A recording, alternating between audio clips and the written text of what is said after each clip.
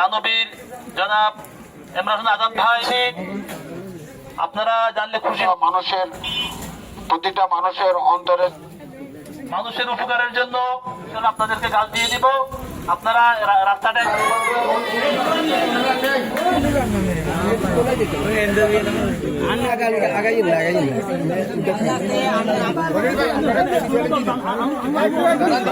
সম্মানিত উপস্থিতি আমাদের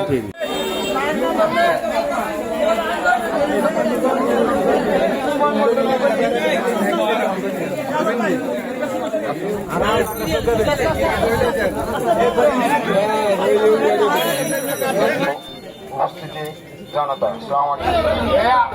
আজাদ ভাই, মোহন ভাই চলে আসতে পারেন। আমরা একত্রে আয়োজিত আজকের আজকের এই বৃক্ষ বিতরণ কর্মসূচি তারই অংশ হিসাবে আমাদের আজকের